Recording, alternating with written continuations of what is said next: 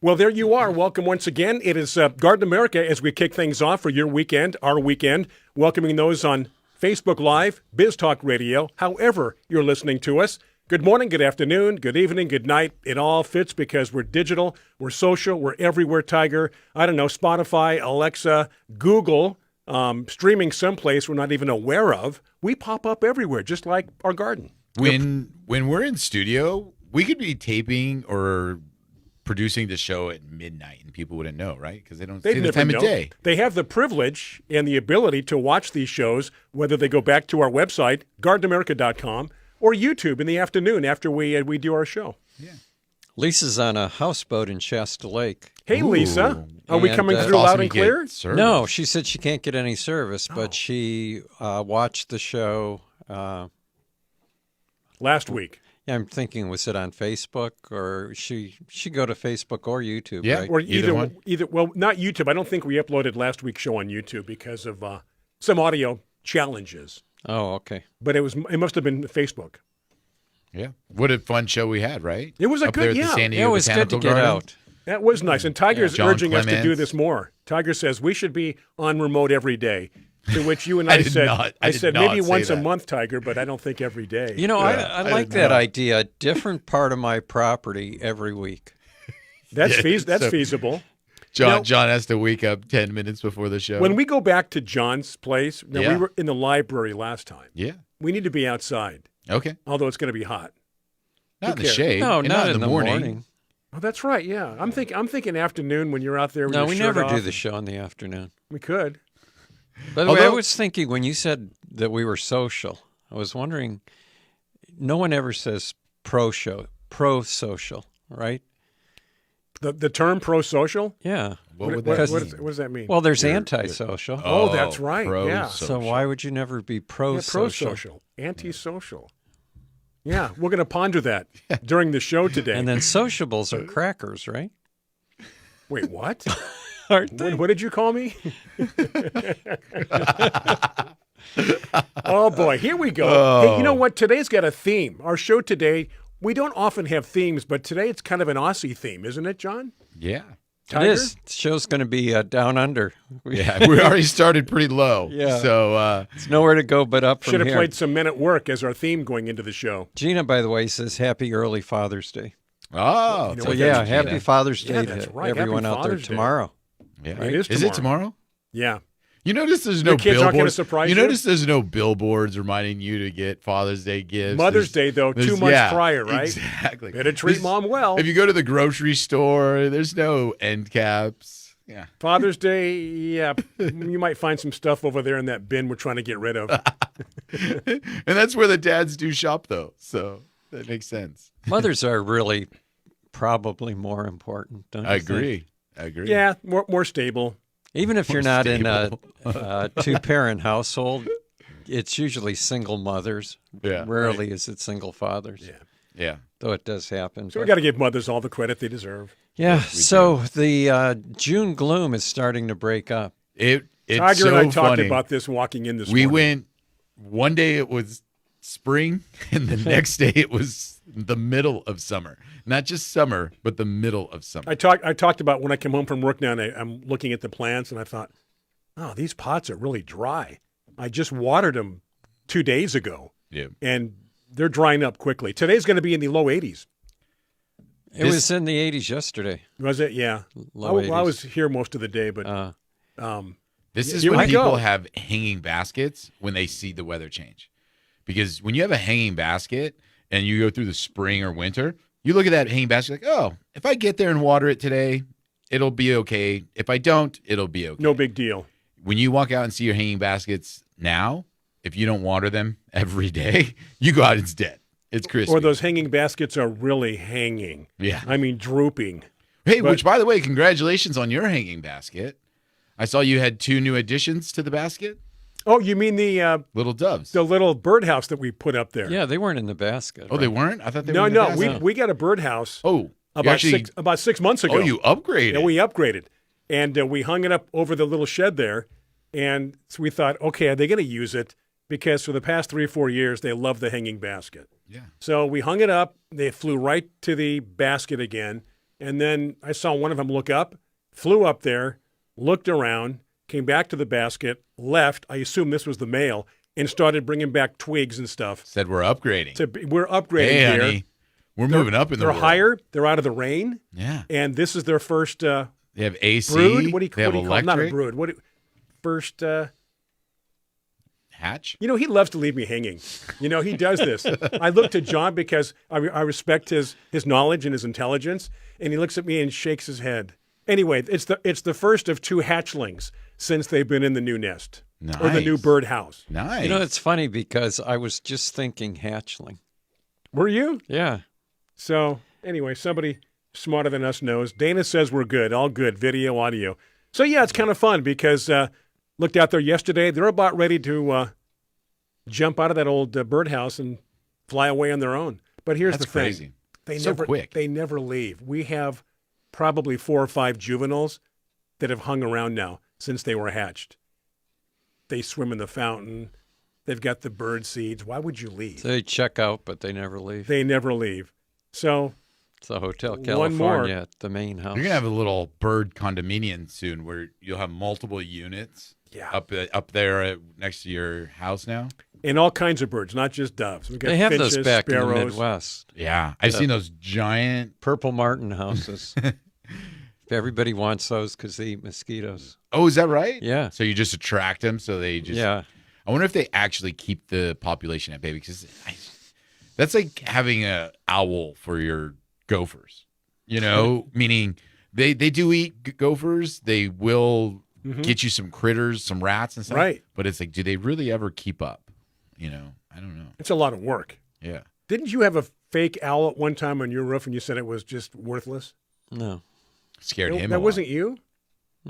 Sure? Pretty sure. I can go back and check some of the shows, some of the tapes. I say tapes. That's how long we've been on the air with this show. I could check some old tapes, John. I did something fun this week. You've probably planted many mixed containers over your life, right? Well, I planted, I think, my first one with dead plants, and I'm really excited to see what happens. What do you mean? Well, Shannon's into house plants, Right. and her idea of house plants is like cramming everything together so it looks like an arrangement. And then never water it. Oh, Well, she waters them, but to water it, you've got to take everything apart, Yeah. which is not as fun. So it takes a while, but the plants stress out after a while. So they kind of make their way to the back porch, and they just sit there, and she figures, I guess, that they'll die and I'll throw them away or something will happen. Or I'll bring a lot of them I put in the ground and they come back. The piggyback plant right now is probably, I would say, 2 feet wide by 1.5 feet tall. That's so cool. And that had no leaves on it when I planted it. But anyway, so I had a bunch of these plants. A Chinese evergreen, Ooh, nice. the one with the kind of reddish leaves, an anthurium. Ooh, those are nice if you bring them back. Yeah. Anyway, I put all these things together, and they're the kind of Rex begonia. Yeah. They're the kind of plants that don't like a lot of water. Oh. So I took one of the, what was the root warrior? Oh, the right. Yeah. void inside of a pot to allow for better drainage. Yeah. the upside down cone that you see in the Yes. freeways. Right, or a right side up No, it teepee. is the It is, it's the right side of right. the Okay. Right. Okay. Well, yeah. it depends how you put it, but you Right. put it the same way as you would a cone. Yes. So I put that in the pot, and then I put in, excuse me, soil mixed with kind of orchid bark and stuff like that, Okay. and then a little bit of fertilizer, and so I'm going to see what happens. Oh, there was a bromeliad where the main one, See what happens. the main flower had died. Died. Yeah, something will happen, We've Brian. got about a minute to go. I want to talk quickly about our upcoming guest, but let's get your quote of the week in and out of the way, John, for those that are, some people listen for the quote, then they sign off. They don't watch the rest We of the see show. our numbers drop off. Yeah, once we hear the quote, we're gone. Well, you always hear the doom and gloomers talking about the end of the world, right? Right. The end is near. So Charles Schultz says, don't worry about the world ending today. It's already tomorrow in Australia. Speaking of Australia, Tiger. Our guest this morning will be Jo O'Connell with Australian Native Plants. She has a wonderful nursery that focuses on Australian plants, and we're going to be talking about how to grow them here in the United States. Interesting. What kind of plants are indigenous to Australia that we either can or cannot grow here? Yeah. Maybe. Well, Can you think of one, John? John Clements last week when we did our remote brought out a bunch of plants that he had just bought. Yeah. That's right. And I had yeah. to tell you, I got this feeling inside of me like I need to be buying some of these. Do you ever get that Yeah. feeling where it's like, Yeah. I need these, I need these? Exactly. Okay, with that in mind, we're going to take a break, get a hold of our guest, and when we return, it is Australian talk. We're going to talk about plants and materials and Joe O'Connell, right? Joe O'Connell. Okay, Joe's coming up next here. Those on Biz Talk Radio, welcome. Those on Facebook Live, stay with us. It's going to be a lot of fun on this Father's Day weekend with your buddies here, your garden buddies on Garden America.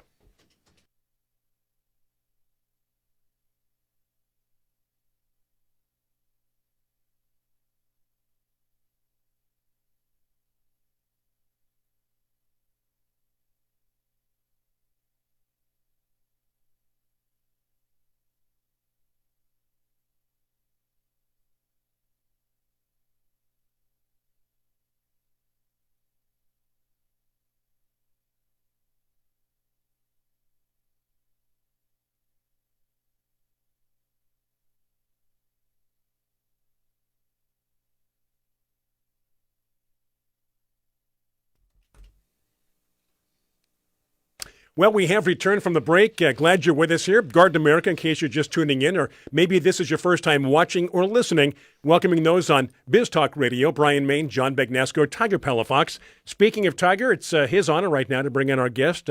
Joe O'Connell is ready to go, Tiger. Yeah, this morning we have our wonderful friend Joe O'Connell with AustralianPlants.com, where she is a nursery up in the Ojai Valley for Australian native plants. Great friend of the show, been on before. Yep. Joe, a lot of people, when they think Australian native plants, they don't realize that a lot of the same plants can grow here in Southern California. But I mean, this is what you made your life out to be, is to kind of share all these wonderful plants that they have there that you can grow here. And you created a nursery for it. What fun for you, because you being from Australia allows you to bring a little bit of home here to Southern California, right?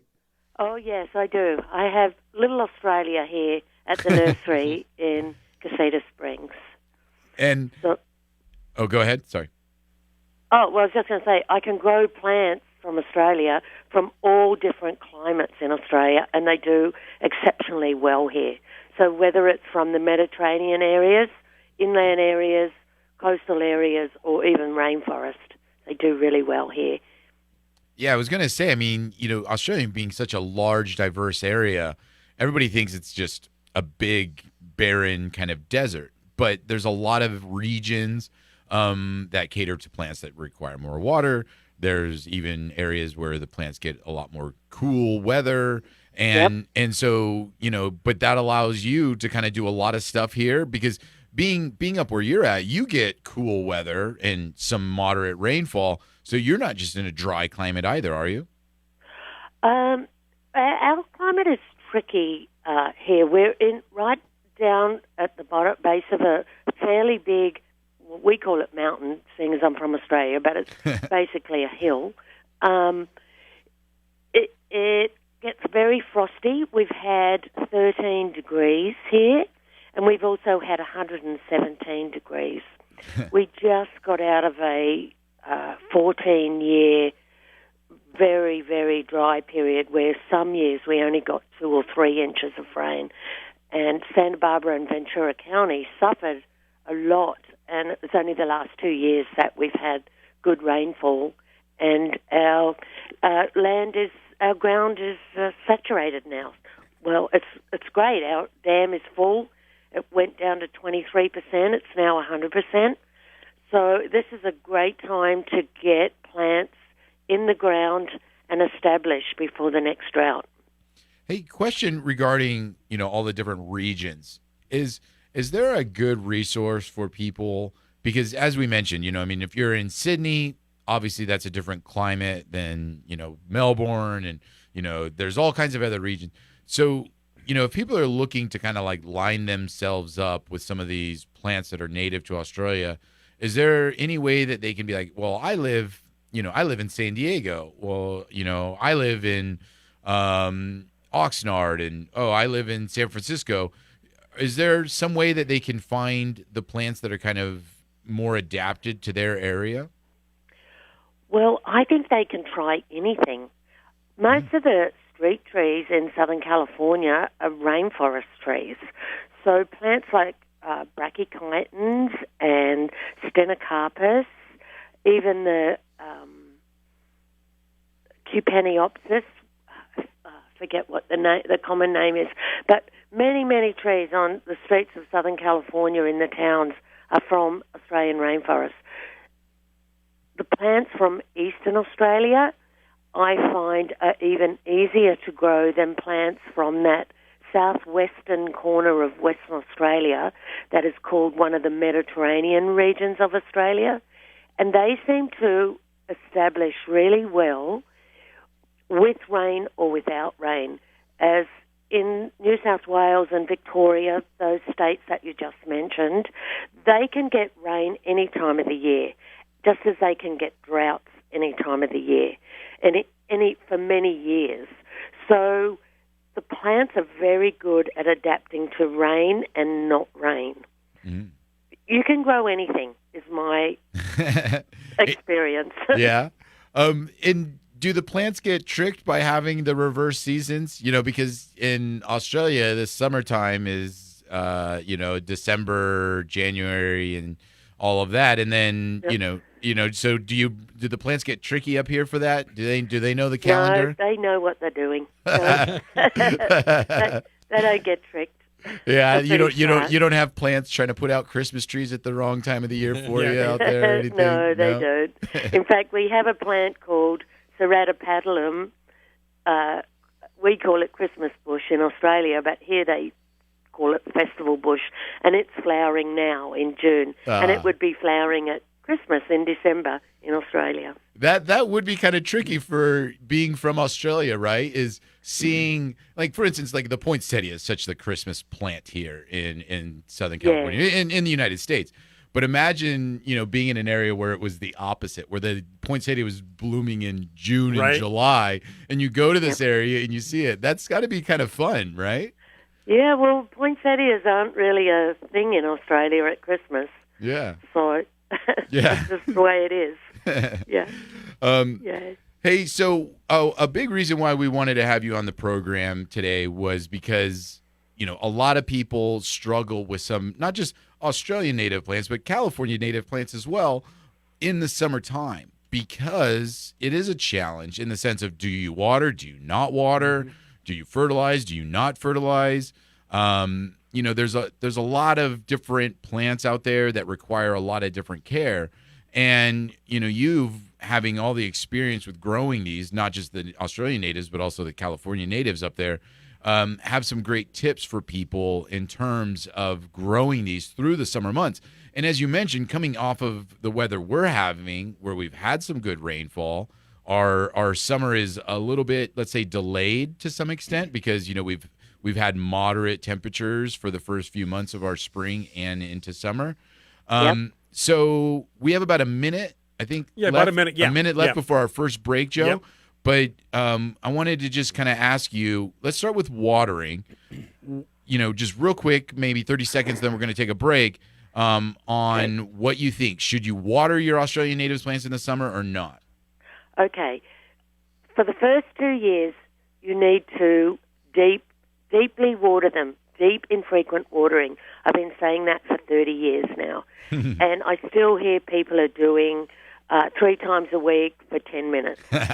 Okay, so the water, the grounds that have plenty of moisture in them, now is a perfect time to give them a deep water. You want to build it up within the next 2 years to 5 gallons of water once a month, so they get a nice deep soak. And that's going to save on water. You can do it once every 2 weeks if you've got a mixed garden bed. But your California natives, your Mediterraneans, all your other plants that are growing in Southern California that are adapted to this climate, they're going to enjoy the deep root systems going down deep and following that water down. And with the water, the amount of moisture in the soil now is a really good time to start. All right. We are going to take a break right now, Joe. When we get back, we'll continue chatting with Joe O'Connell with AustralianPlants.com. And those on Facebook Live, questions, comments, you know what to do as we continue. Garden America with your garden buddies, Brian Main, John Bagnasco, Tiger Palafox, taking a break. These messages are for you, those on Biz Talk Radio.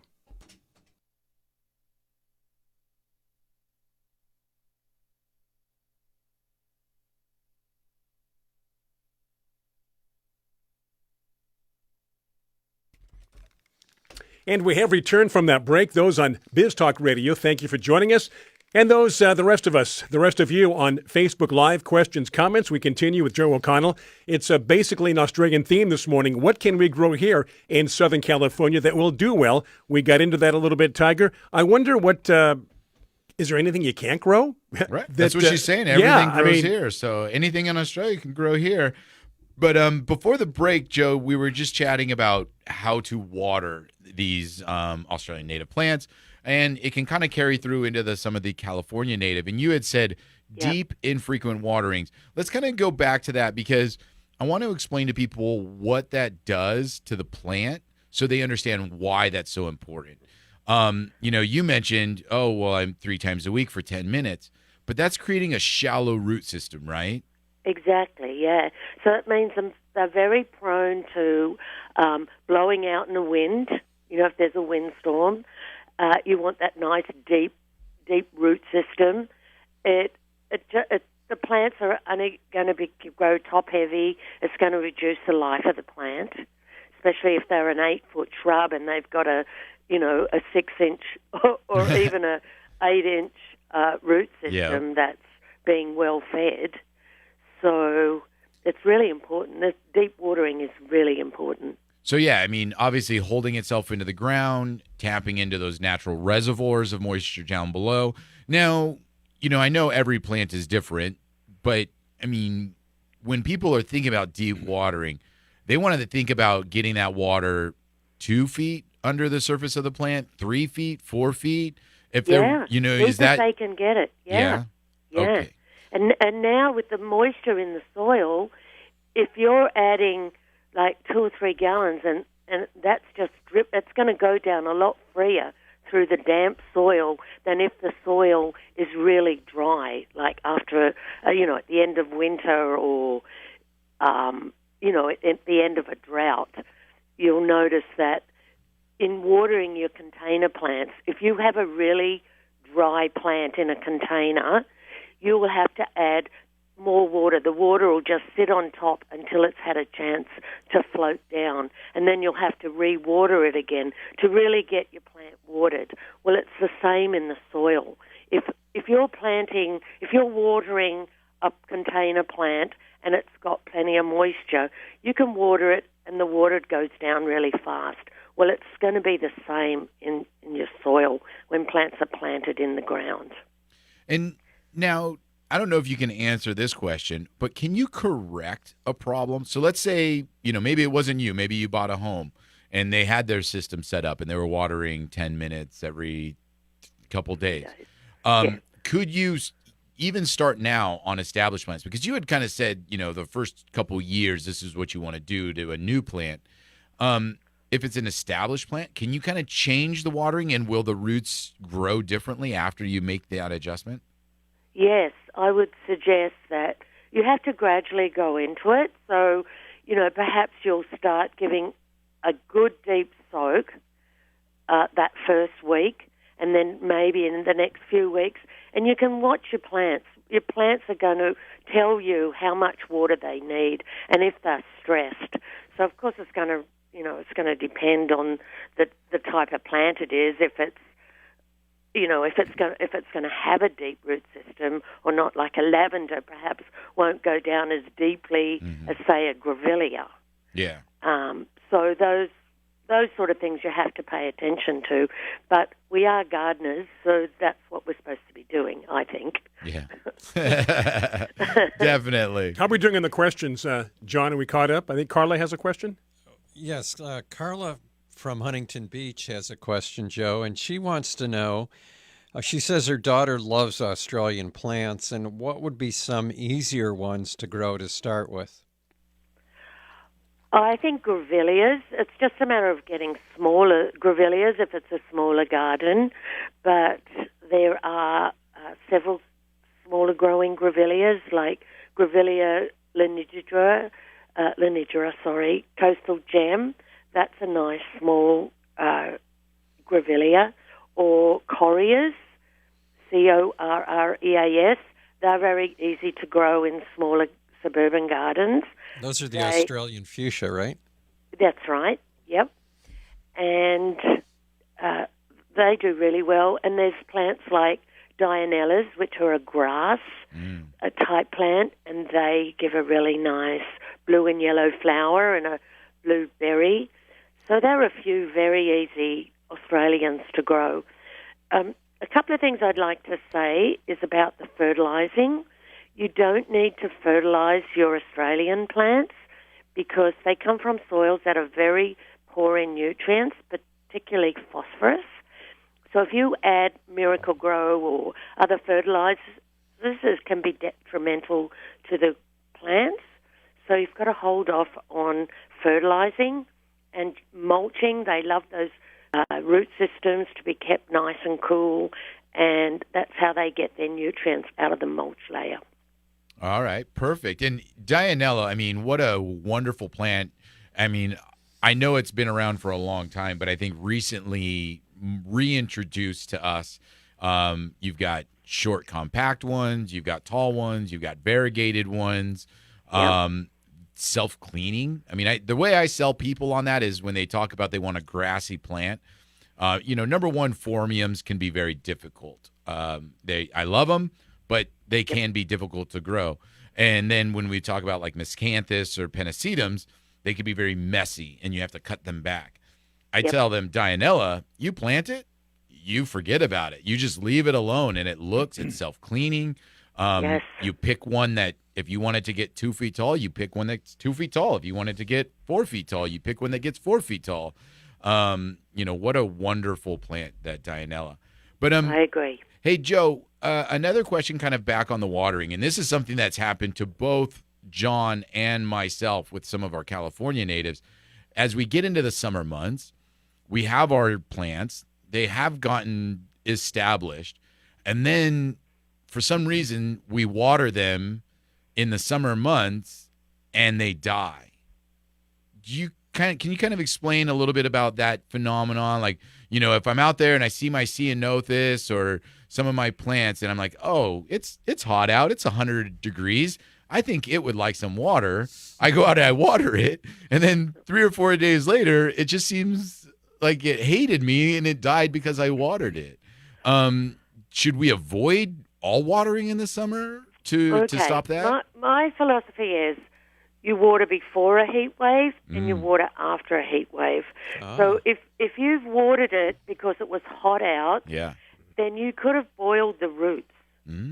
So you could have saturated the roots, and then they've it depends on your soil, of course. If you've got a heavier clay soil and the water sits and it's 100 degrees, then you may have boiled the roots. You've cut off the oxygen to the roots.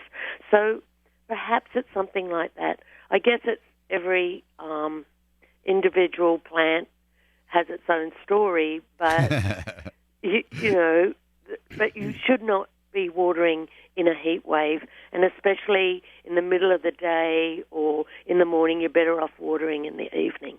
Oh, good to know, because I have, that's kind of my problem. I walk out and I'm like, I am hot and I am drinking my lemonade. I think my plants would like a drink as well. And so therefore I water these plants in the middle of the heat of the day. And I think that's what it did. I think that I killed it from either, boiling the roots or there's a term, right? I love that. I love that for sure. So it is okay to kind of, like you're saying, maybe do it in the evening or in hold back, meaning these plants are tough. And if you've raised them right by doing the proper watering, like we talked about, they'll be okay for a couple days, even during a heat wave. if Yep. you wait till after, that's better than to try to get it right then and there. That's right. That's right. And don't forget that many of these drought hardy plants, they have dual root systems, right? So that means they have a tap root that goes down searching for water. So if you've deeply watered them, that tap root is providing the nutrients and the water that the plant probably needs. And then they have the surface roots that are sitting under on the mulch layer, assuming you're mulching. If you're not mulching, then those top roots are getting burnt in a high heat weather system.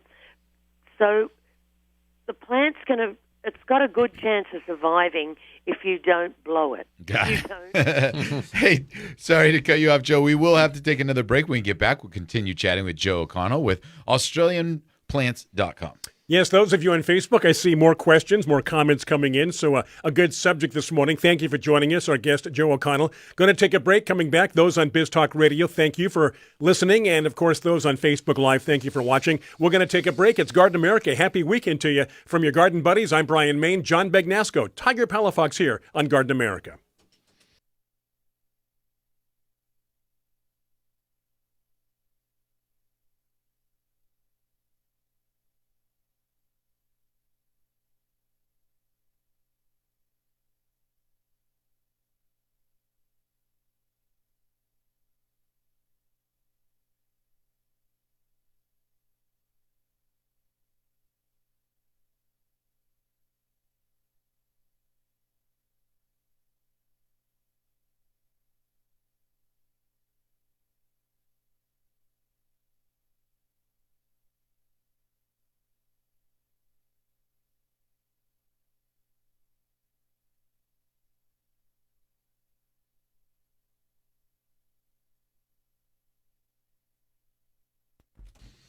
Okay, we are back. Those on Biz Talk Radio. Final segment of hour number 1. We're 2 hours here on Biz Talk Radio. News coming up. We return at 6 minutes after.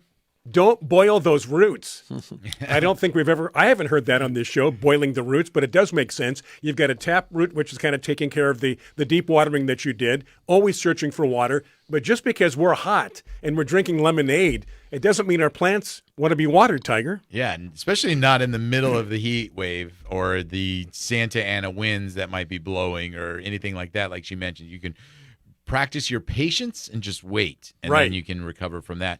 Now, Joe, before the break, you were talking about, you said don't blow it, literally in the sense of watering and, improperly for the plants because they are actually very tough and hardy.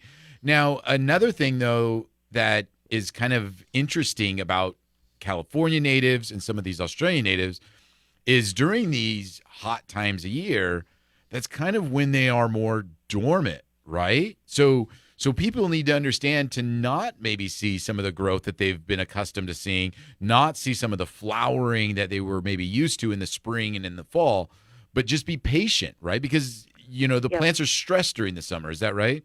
yeah, they are. Well, some of the ways they in summer they can avoid the stress is that they might drop leaves. They'll drop leaves so that they can avoid losing water in the plant itself. So that's one thing you might notice if you have eucalypts, and there's many beautiful eucalypts, not the big Massive trees you that see on the roadways, but there's a lot of lovely what they call mallee eucalypts that can provide shade, light shade, and they handle these dry periods by dropping leaves. And so don't be afraid if you see your small trees dropping leaves in the summer. They're just doing it to handle the high heat and avoid water stress on themselves. Now, you call them eucalypts. Is that what I just heard? Oh yeah, eucalyptus. Yeah. No, Eucalyptus. No. I'm gonna start calling them eucalypts too. That way, I can sound like I'm from Australia and I know what I'm talking about. Well, you got to be talking about the whole group. Oh, eucalypts, Yeah. Of not just eucalypts. one. Right. Yeah. Okay. Yeah, one would be a eucalyptus. But I'm talking about a group eucalypts. Yeah, eucalypts, or you can plant several eucalypts in your yard. I love it. Now, since you mentioned that, they're dropping their leaves. A lot of people say that foliage is also harmful to the soil. What are your thoughts on that? Should they rake it up? Should they leave it as mulch? What are you thinking? Well, the leaves are going to break down when they're cut, right? So the problem with a lot of the eucalypts over here is that they build up. People don't remove the leaves. And of course, it depends on the area, the garden, the type of garden you've got, and how big your garden is, how small. But those leaves are just going to sit there whole. There aren't even insects here really that will start chewing the insects and break it down. So they stay whole. They just stop everything else from growing underneath it or, through it. And there are oils in the leaves that also will help prevent that. So ideally, rake the leaves out, mow them with a lawnmower if you like, or, just recycle them, and then you can use the leaves back as a mulch. That's what I do here. Okay, so the problem isn't so much the leaves themselves, it's that they don't break down as quickly as maybe some of what we're accustomed to, like our liquid amber and other leaves that would just break down quickly into the soil. So when you have this real tough, hardy leaf and it doesn't break down, that's what's creating the problem for things growing underneath it. That makes sense. Yep. You're right. Yep. Yeah, those leaves can be tough. Yes, they can. And I had a so. quick question for Joe. Your recommendation for younger people about getting started with an Australian native grevillea, I think, is the perfect genus to start with because they have such interesting flowers. But along with that comes the interesting sizes. You were recommending some of the smaller ones. And occasionally I'll put something in the ground that I have no experience with and don't know what is going to happen. And I still don't know on this one plant. So can you explain to me how big the grevillea long john is going to get? Because I think I put it in a place it should not have been. Well, the tag will say 6 foot by 6 foot. Yeah, I doubled that already at least. Yes, I know. They get really big in certain situations here, and they're often given too much water, and the soils are more fertile than in Australia. So they do get big. I tell people give them plenty of room or choose the right grevillea for the right site. So if somebody visited me at the nursery, then I would say, how big's your area? How big do you want it to get? Really think about what the site has and what you want to fill it. And I can come up with a plant for them. Yeah. But they do. Australian plants get big over here. They especially do. All right. Can I leave that as a shrub or should it be trained up into a little tree? Well, you could train it into a tree, just cut the lower branches off, and then get it flowering up top, long as it doesn't get too top heavy. But it flowers all year, and hummingbirds love it. Oh, that's for sure. All right, we are going to have to take another break. When we get back from the break, we will finish up chatting with Joe Connell with AustralianPlants.com. We've got about another minute. Oh, my timing was off. I was going to say, did I misread what you were saying? And I wasn't sure because we're going into news on Biz Talk Radio. Yeah. How long we want to carry Joe. We've got one more question we could answer in 60 seconds, maybe. Well, I just was going to comment that's fun to kind of hear because when we travel to tropical areas like Hawaii, we talk about how big the plants get there, right? We see a pothos and the leaf is as big as me. So we're Hawaii for Australians, Joe, huh? Yeah, our plants grow. Could say that. Yeah, we're more extreme here. Big. I feel like I'm cheating growing them here because I have very few problems growing these plants here.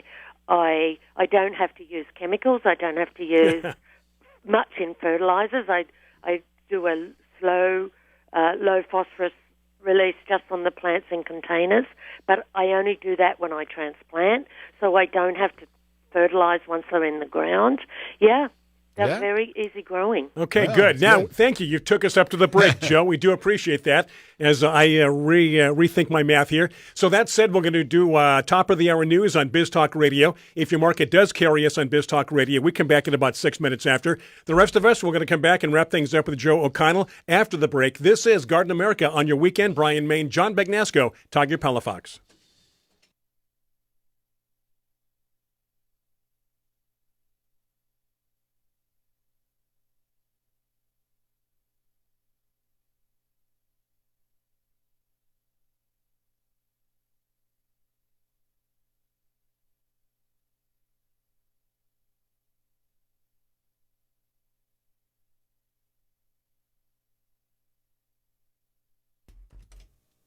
Hey, welcome back to the show. Welcome back after your break. Welcome to those just joining us on Biz Talk Radio after the news. This is Garden America. John Bagnasco, Tiger Palafox, Brian Main. We've been talking about Australian natives. Can you grow them here? Of course you can. They do very well here in Southern California. In fact, in a lot of aspects, as Joe mentioned prior to the break, Tiger, they do much better. I guess less care, less pesticides, so on and so forth. Yeah, and they grow bigger. So that's pretty neat. So, yeah, Joe O'Connell with the owner of Australian Native Plants, AustralianPlants.com. And Joe, people can actually purchase these plants from you at your nursery, or also you can sell online as well. Yes, I sell mail order. Yep. Mm-hmm.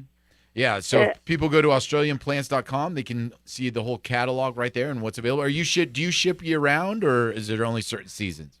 I do ship year round. Yeah, I ship year round. All right. And, big time of year for you, or what time of year do you guys ship most of your plants for people? Oh, spring and early summer, and summer through over east, because we ship to Florida, to New York, to Washington, Texas. We ship everywhere. Yeah. Wow. Lots. Yeah, it's been a good year for mail order this year. Yeah. And during COVID was a good year too. Oh, good. Good to hear. That is awesome. Any just in this last little part, any kind of top plants that, I know you mentioned that if people were starting off, a grevillea would be a good choice.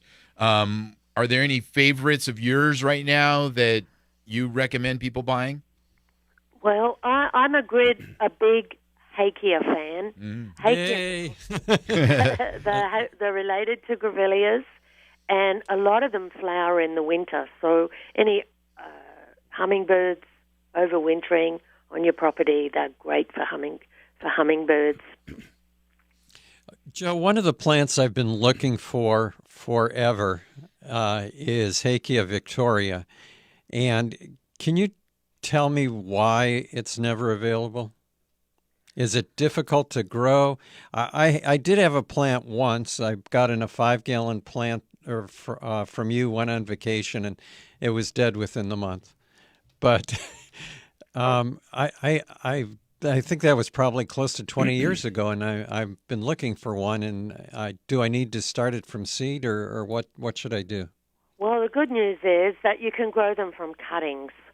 So you can't always get seed in from Australia of Grevillea victoria, and sometimes it's slow to sell. So I take my time whether I grow it or I don't grow it. Mm-hmm. But I can grow them from cuttings. I have one plant, so I'm going to grow one specially for you. Oh, I have a new love. Yeah, but they grow easily from seed and easily from cuttings, especially the East Australian Hakeas.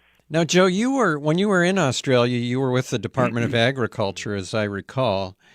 And I was wondering, do you still have contact with people about new plants that may be either new hybrids or new discoveries? Because Australia is a relatively new country to the Western world. And, I'm not saying that everything hasn't been discovered yet, but when you can find plants like Wollemi pines that all of a sudden here they are, there still has to be a lot of new discoveries going on. And do you get that information from Australia? Well, not directly, but I do still read up on what's going on out there. Uh-huh. some plants are they hybridize easily. Like the grevilleas are pretty promiscuous. They'll hybridize easily. But we can't bring grevillea cuttings over here through the U.S. anymore. So U.S., the importation of plant material is expensive and it's difficult, and probably the botanic gardens have the best source for bringing in new plant materials. It's a very complicated business getting plants over here, and it's very expensive. But there are a few people that big nurseries that can do it, but I'm too small to be involved in that. Yeah. It's funny about grevilleas being promiscuous, because I think the long john we were talking about is actually a cross between two different species. That's right. Yep. What two species is that, John? Johnsoni, I think, and Longissima. Is that correct? Yep. That's correct. That's where the name Long John comes from. So it's basically the doodle of grevillea world. Just goes with anything, huh? Yeah. Hey, Joe, we know you're busy. Know you got places thank to do, places to be. So Can we do one more quick question, just for Veronica? Okay. Yeah, go ahead. Veronica wants a. You lost it. No, you were in Well, the right spot. I remember what it was. Okay. Okay. Something in the pot in the shade, right? Yeah, she wants to grow an Australian native plant in a pot in a shadier area. Is there such a thing? Yes. She could do a coria. Coria, the Australian fuchsia. Yeah, the one that She could do that. She could do a Dianella that I've already mentioned. Yeah. Mm-hmm. She could do any of the rainforest trees if she wanted something taller, or a brachychiton. There's the bottle tree that makes a fantastic concertina plant. Yeah, Brian has one on his I have patio. one in my patio, Joe, that is doing fabulous, that John gave me a couple of 2 or 3 years ago. It is probably up to 20 feet right now. It was 3 feet when he gave it to me. Yeah, I know. They grow kind of fast. Yeah, they do. Yeah, they do. Yeah, they're great in pots, and they're great around swimming pools because they're not messy, Right. and their roots don't go in the pool. Yeah. Yeah, it's a great tree. No, those are excellent Yeah. trees, and really fun-looking trees, too. There's a lot of They're varieties. different. Yeah, somebody would walk Yeah. by and say, "What is that?" Yeah, exactly. So, well, yeah. Thank you very much for joining us. Joining the show. Good morning. This morning. Joining the show, Joe. You see, Sorry, I'm all tongue-tied now. But lots of good information. AustralianPlants.com is the website. You can find out where her nursery is. You can order plants online, and lots of good resources for more information as well. Joe, have a great rest of the weekend. Thank you very much. thank you, Joe. Thanks for having me. You bet. Bye-bye. Oh, man, I was tongue-tied at the end there. I couldn't. We knew what put you were it trying all to say. together. Yeah, I was going to tell Joe it's time for us to let Tiger go. Exactly. Well, while you're, are we still on the air? I hope so, because my meters are rolling back and forth, and I see people on Facebook watching us, Okay. and I see the closed caption, so I think we are. Yeah, I don't see that, so I just gave Tiger my phone. So That was Thank a big you. thump that we just heard there. John gets excited after the interviews, and his phone flew out of his hands.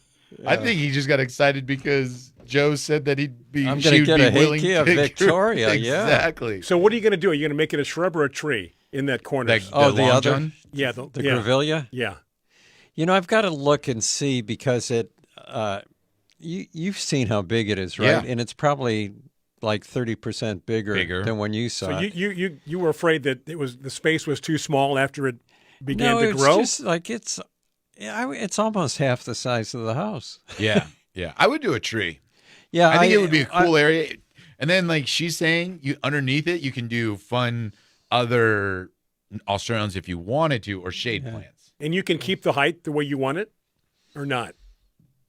Well, I'm not worried about the height as much as the width, but spreading I've got out. to see if there's how low it's branched. I don't know if there's a leader to it, that you could make a tree out of. So, Or I like have a to check multi. that. Yeah, Could you do a multi, like an arbutus? I think it just has branches down low that just go straight out. Oh, okay. They're not multi-branches. No. And now we've talked a lot about this. Is this something you might want to take a picture and put it in the newsletter No, so we can see this? no. And why not? Why? Why not? You've piqued my interest. I want to see what this looks like. Well, I would need a picture maybe of a person next to it so you could gauge the height. For perspective. Perspective, sure. Yeah. Okay. I just love that we just learned that Don't boil your roots. We are but we are the tropical Hawaii of Australian plants. That she says very little care. That she And said, they just I feel grow guilty. bigger. Things just grow. And they grow bigger than if they were back home. Right, and not using a lot of chemicals and things that you would normally need to use. Okay, that said, I am keeping track of this break now, so I got so wrapped up in listening to her last time. We're going to take a break. Plenty of show left. My goodness, couple, 2 or 3 segments left. Those on Biz Talk Radio, thank you for joining us, and the rest of us on Facebook Live. Questions, comments here with Garden America, Tiger, Brian, and John coming back after these messages on Biz Talk Radio.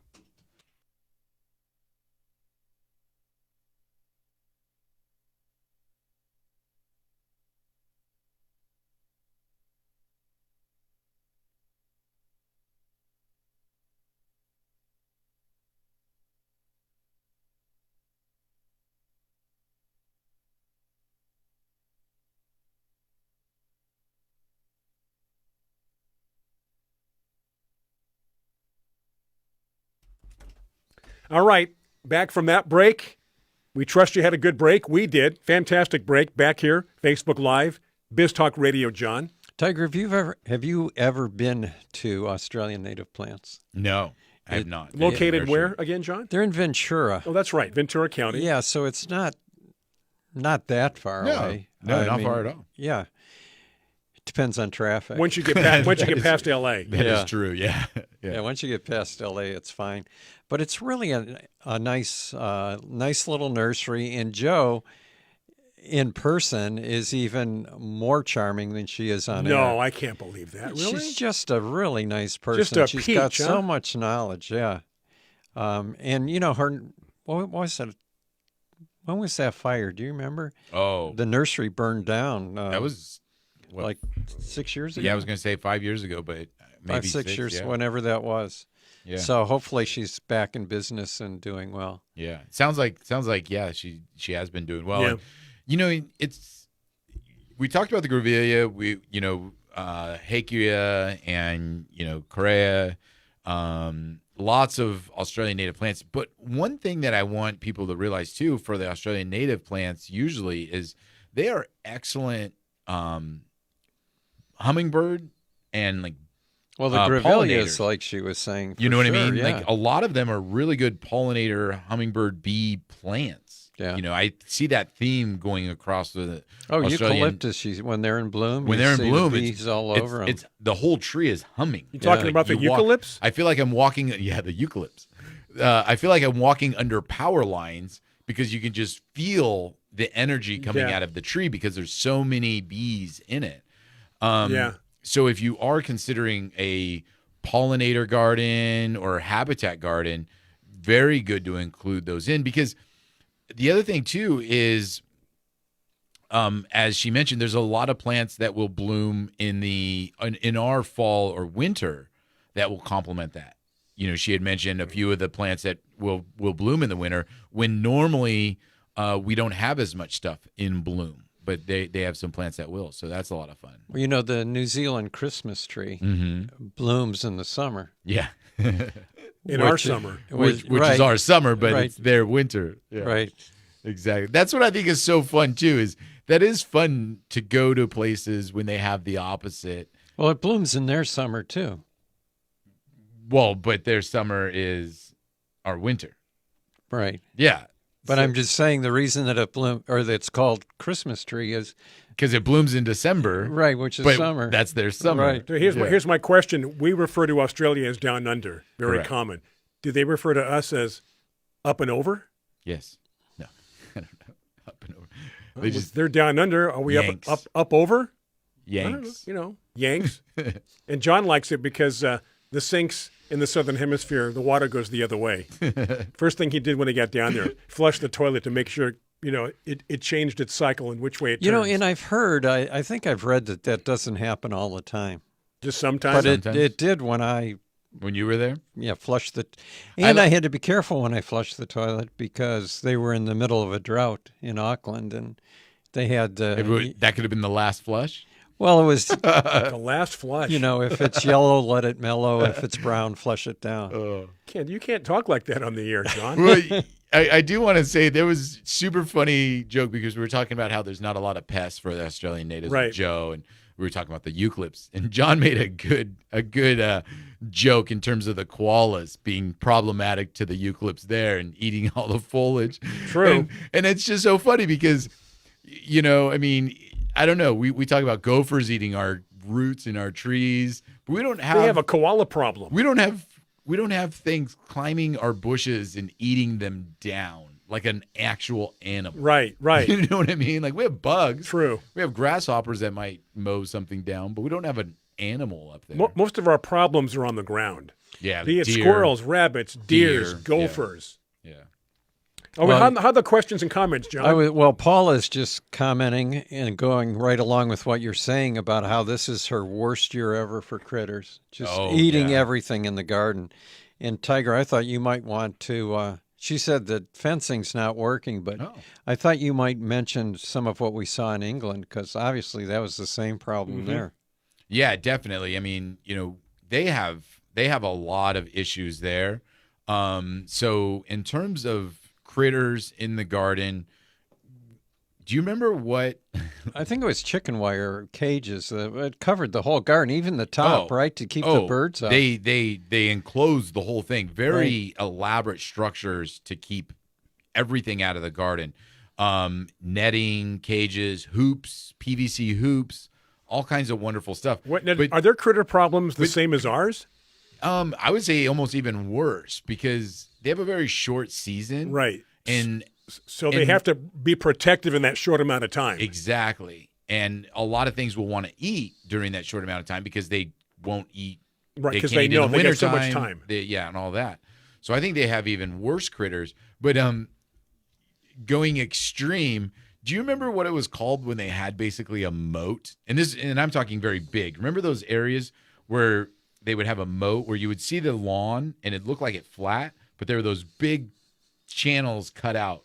And it was meant more for cattle to not coming into the garden areas and stuff.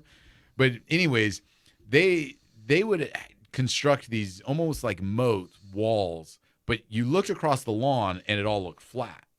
But they would construct these rather than putting a fence up. Okay, I got you. So that way when the cattle were moving or deer were moving, it controlled them. It kept them out of their gardens. And what was it? It was a because I've seen as you get on the freeway, if you're out driving in the middle of nowhere where there's a lot of cows grazing, they'll have these things cut out. Well, but they'll have fences here in the United States. They'll just put up a fence. Over there, they had a 6-foot It's trench. kind of a British name, as I recall. Yeah, they had like a 6-foot trench, but that prevented. We would ask them like, how do you keep the deer out of here? And they're like, oh, if you look out over there, but you look 100 yards. Lila remembers the name. They were called ha-has. Ha-ha, that's what it was. But they would say, you look out, you don't know, but you don't see it. There's a trench that keeps everything out. And I haven't been to the San Diego Zoo in years, but they used to do that exact same thing with these open areas that weren't necessarily cages. Yeah. They would have moats in front for the gorillas, the tigers, the lions, whatever. And they just wouldn't go in there. They there. wouldn't go in there. Yeah. So maybe the same principle. It is. So that was extreme. But they would do that around their whole yard just to keep the deer out of their immediate garden. And it doesn't distract you from the landscaping. And that's the thing is they don't want fences. They didn't like the idea of seeing the fence. It looks more natural. Yes. You going to go home and dig a moat? Maybe.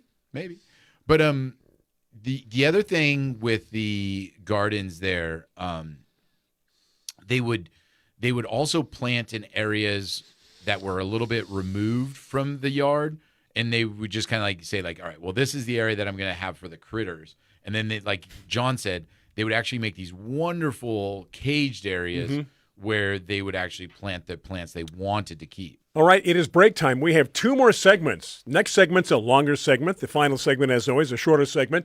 Biz Talk Radio, Facebook Live. A lot of questions coming in, comments back and forth on Facebook. We're going to take a break back after these messages on Biz Talk Radio.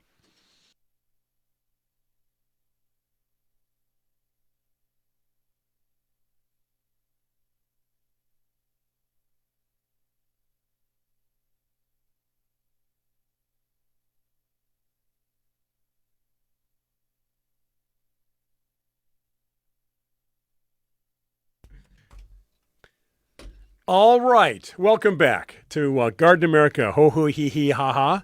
And Marilyn, we are by the back, John. Way says her son put an electric wire on the top of his fence to keep the critters from going over the fence. We saw that in Costa Rica. Yeah. Yes, we did. And we saw that in Costa Rica. And they would say a lot. We would look at it a lot from the aspect of they were trying to keep people out of their yards. But I also truly do feel they have, because they have monkeys, they have all kinds of stuff. Everything. That I think they were trying to keep a lot of the animals out of their Maybe yard. the quaddies. That might work good on keeping the quaddies out, right? Exactly. We had Because those monkeys, quaddies running I around. don't think keep a monkey out. You don't think a monkey and an electric fence? Well, if you've got trees, they're going to just go over the top of it, Yeah, right? that's true. Well, what's interesting, because we watched so many nature shows, that evening in Costa Rica at one of the hotels, there's a grassy area by our patio. I'm laying down in bed, and I see this quaddie walk by. Yeah. It's like, wow, you don't see that every day. No. So I took the camera, went out, went around the corner. There was 2 of them. I knew enough about them. You kind of want to stay away. They're like raccoons on steroids. They're part of the raccoon family. On steroids. And they probably won't bother you, but they could do damage. Well, they're not scared of you. No, not at all. Yeah, I'll tell you that right now. They have no fear of you. Quaddies. Quaddies for short. Carla mentions that she bought a fuchsia at a sale, and it's a huge one. There's 3 plants in the pot. She can't keep it hydrated. Yeah, it's tough.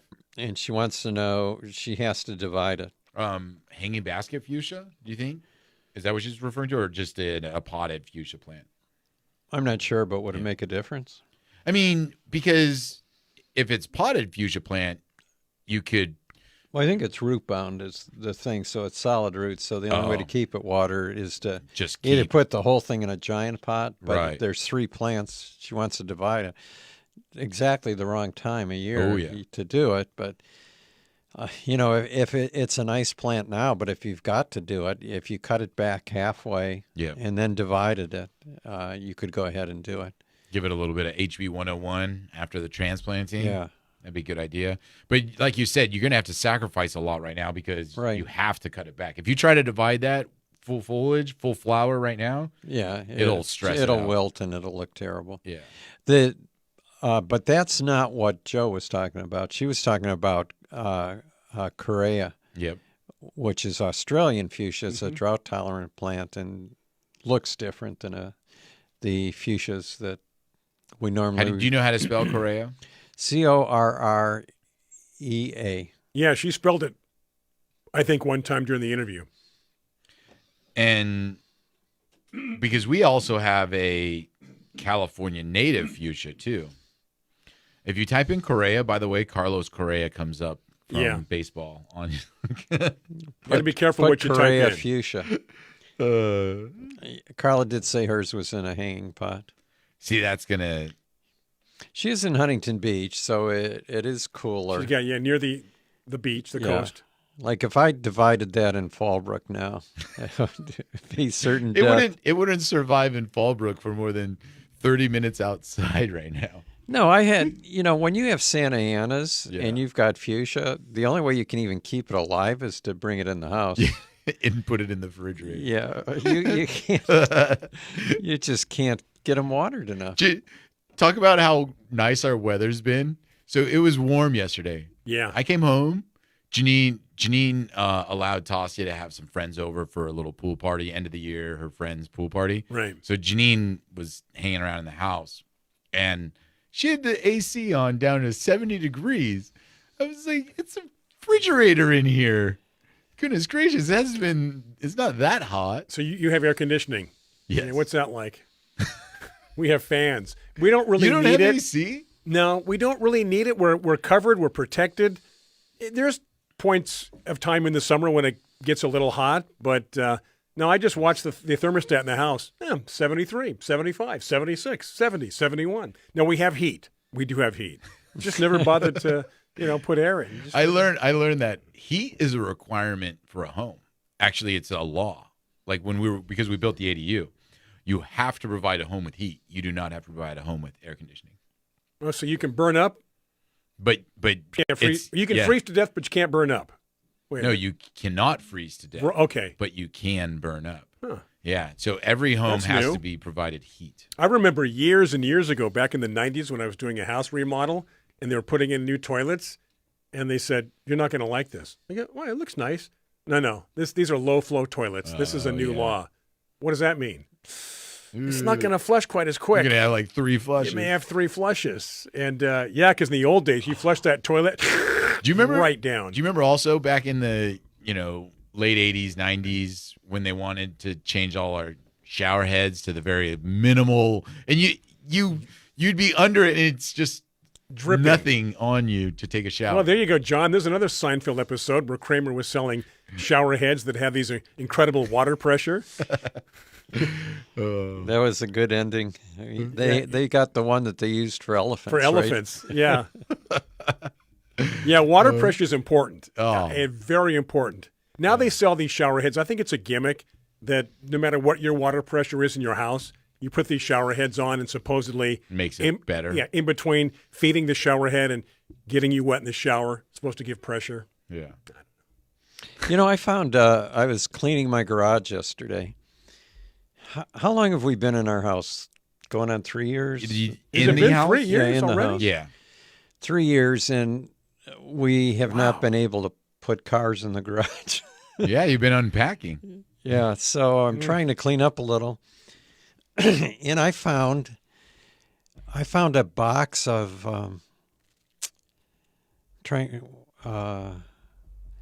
Fertilizer. No. It's tools. the freeze proof.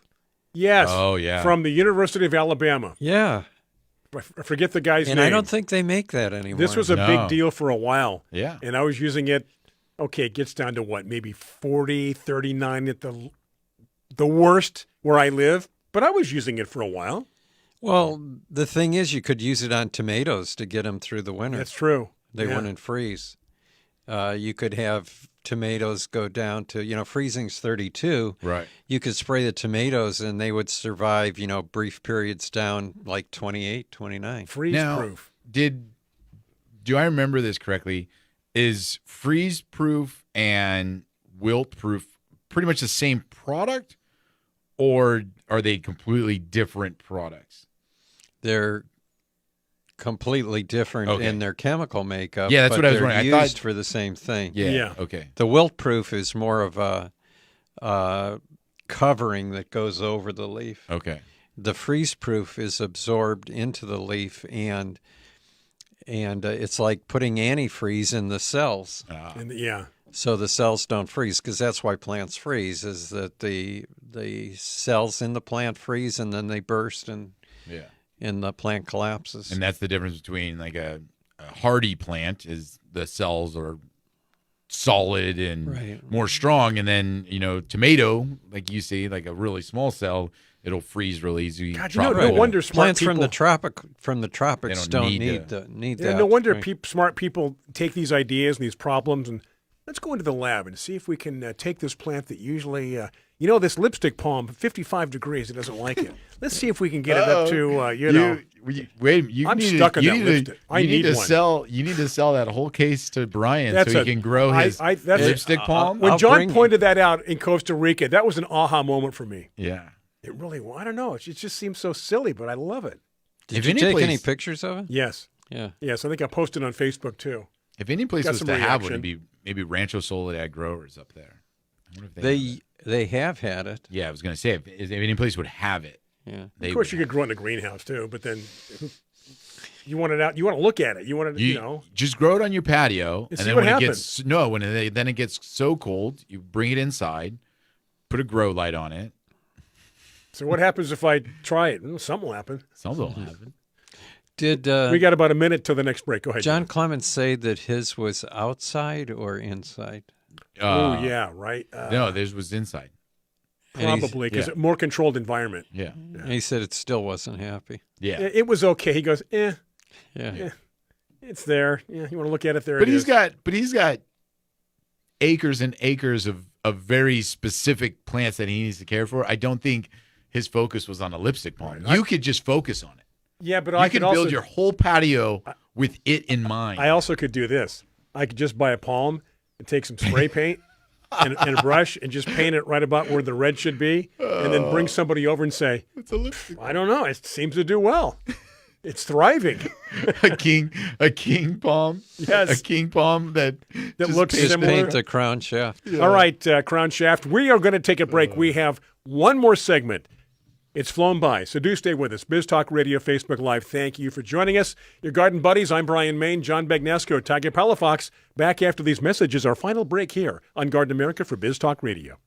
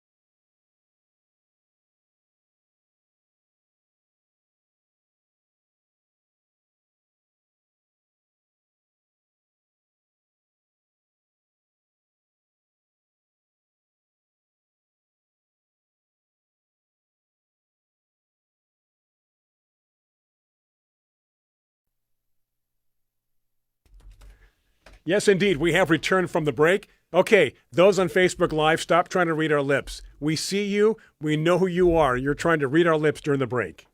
That's okay. That's a lot of All fun right, we're as just well. talking about koalas and trees. And people on Biz Talk Radio. Well, those on Biz Talk Radio, want to watch the show?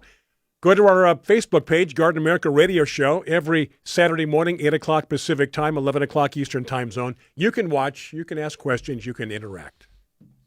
That's how that works, John. Do not boil your roots. That is Stop a it. great term. I'm going to use that a lot now. Don't boil your roots. Don't boil your roots. Well, it makes sense now. I get it. You know, Isn't it? I have 2 books, by the way, and I'm thinking from some of your comments today you haven't read them. But Wow. Talk it's- about a backhanded, Yeah, passive-aggressive right? remark. Well, no, I didn't mean it that way based upon the because it's content of Volume 1 and Volume 2 of Stan Kelly's Eucalypts. So I've got Eucalypts Volume 1 Yeah. and Volume 2. How do you spell eucalypts? Lips. Well, I know I It's would spell it. Lypt. Lypt. Yeah. So Got just like you go eucalyptus, except Yeah. it's a T, Just a leave T. off the US. US. Yeah. Eucalypt.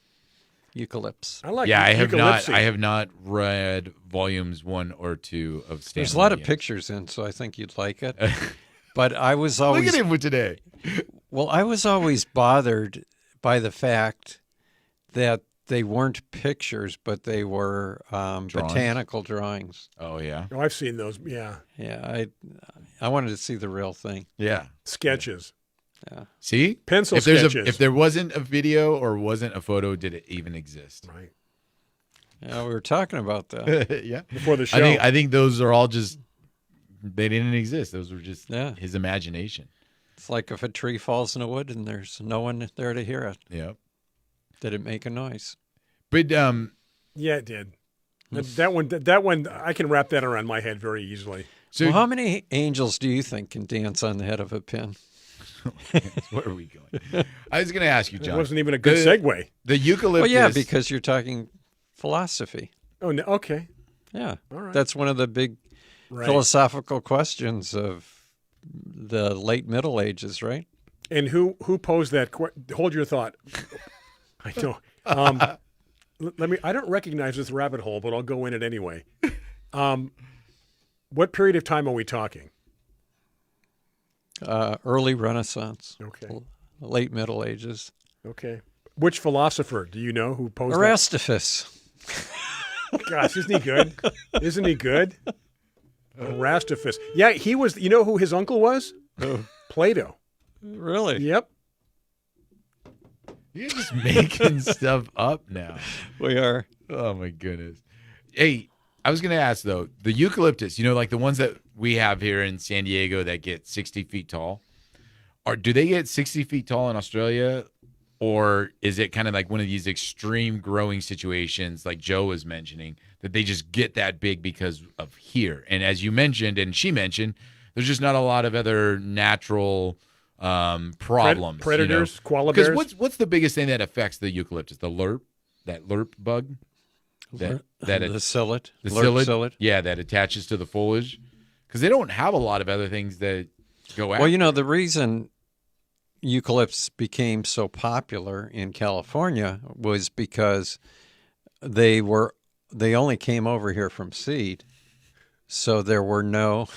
I'm sorry, I'm reading a comment by Kevin. I was like, So they only came over here from seed, so there were no insects in the United States that damaged eucalyptus. right. But then as air travel and ships and things became more common shipping, insects made their way over here. And here, there were no natural predators for Right. the insects. And so every eucalyptus got attacked and killed, where if it was still in Australia, it would have at least had a beneficial were insect eating. that would attack. You wanted me to read his comment? Question? Sure, go ahead. If a man speaks in the forest and there is no woman to hear him, is he still wrong? You can say that because it's Father's Day. Yeah, I was going to say. Your timing is good, Yeah. Kevin. Yeah. We've got about 2 minutes, 2.5 minutes. Any here. other time of the year, you can't make that comment. Right. That's funny. So I have a kind of Hakea that I lost the tag on, and I have to look in my Hakea book to see if I can match it up, because I'm wondering what kind of flower it makes. Because You don't know the flower. You haven't seen it. I was going to No, ask you no. what color was the flower. Yeah, I haven't seen the flower. And Hakea flowers, weren't you just talking about this last week, or was it John Clements about the pincushion flower, the Hakea laurina? Yeah. So they've got some really unusual flowers. And Yeah, I'm really hoping this one has a flower because the plant's pretty big now. I think all of the flowers are unusual in the sense of they're attractive to have in the yard, whether it's grevillea, the proteas, hakea, the leucadendrons. They're just so unique and they're just so different. And I think John was commenting on how part of all the same family, but they all can look very different as well. It's kind of like you don't even realize. They're all in the protea family, Right. right? But yeah, the flowers are completely different. Yeah. There's I'm trying to think of the one leucadendron. Is it called Jester? The one that has a kind of like pinkish, yellow, green foliage. Yeah. Yes. Very beautiful plant. The first time I saw that was in New Zealand, Ooh. and Like native? Like you? No, Because no, that's no, a no. hybrid, isn't it? It was like in a landscape. Okay. Yeah. I saw it in a landscape, and I thought it was a variegated bottle brush. So when I came back to the States, I searched for about 4 years to try to find that, and told everybody, have you heard of this variegated bottle They brush? have it in New Zealand. Yeah. Hey, guys, that's it. What? Oh, That's man. it. Just we're getting started. We're just getting warmed up. I thought we Yeah. had several more segments, but I'm reminded that we don't. So what do you do The for Father's producer, Day? the producer called you? Yeah, what are you Reminded doing Father's Day? Do you know? Hanging out. Okay. We're having family over at my house. Yeah, hang out. Do what you want to do. Yep. John, you'll be outside working. He's got his grandkids coming in. Yeah, that's going to be exciting. They're going to make you breakfast? Tuesday. Oh, no, that's after, huh? Probably go out to breakfast. I think that Jesse said that maybe we go to church tomorrow morning and then breakfast. Nice. Church and breakfast. Yeah, Yeah, eat afterwards. right. All right.